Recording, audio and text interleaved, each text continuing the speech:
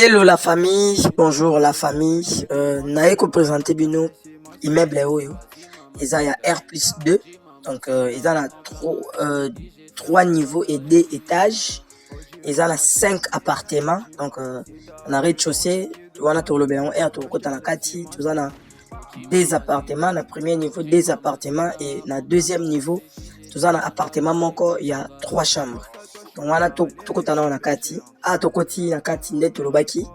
Ah, toi, on a rez-de-chaussée, donc, ils ont appartement, il y a 3 chambres, salon, cuisine, des salles de bain, et na couloir, ils ont la droite, na biso, na ciment, qu'on a la souka, tout ça, il y a une chambre, salon, donc, bandako, presque, ils ont occupé, na, locataire, sauf, il y a deuxième niveau, parce que, aussi, la, calamine était, aussi, peinture, calaté.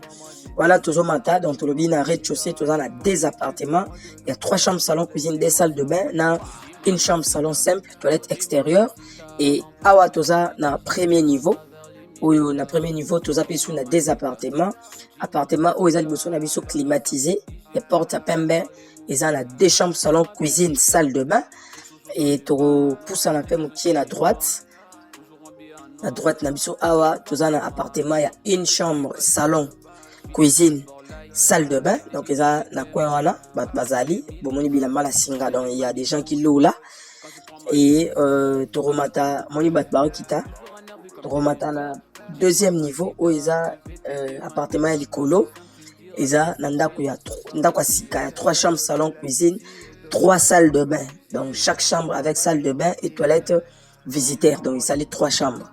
Alors ils ont balcon, donc chaque appartement ils ont un balcon en ya minene et immeuble oyo ils ont 10 mètres x 15, donc 150 mètres carrés. Oyo baché n'a pris à 145 000 $ à discuter et ils ont un revenu il y a 1000 $. Na bandeli ils ont un revenu il y a 1000 $ américains. Donc tu reçois exemple il y a ndako oyo parce que appartement ils ont déjà occupé mais ils ont presque la forme encore. Par rapport à la lumière, par rapport à la qualité, par rapport à la beauté. Donc voilà un peu. Immeuble Oyo, Bachango, 145 000 $ à discuter.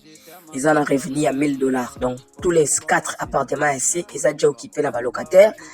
Et appartement, où il y a l'écolo, ils ont vide, il y a un autre soit image, il y a un autre filmé, parce qu'ils ont aussi la psycho. Donc ils ont 3 salles de bain. La chambre des parents, aux toilettes, il y a la chambre des parents, il y a la chambre moko, il y a bana. Donc awa toza na commune ya Mongafula, na quartier Kimberley City, soit quartier ex Kimboala. Donc toza l'environnement est bien, il y a 2 niveaux. Je crois que vidéo autre salle avec drone. La bino espace nion soit likolo et puis je crois que pour receper la makasi na immeuble oyo mais oyo baza déjà intéressé benga biso to solo 1000 $ eza awa. Merci beaucoup.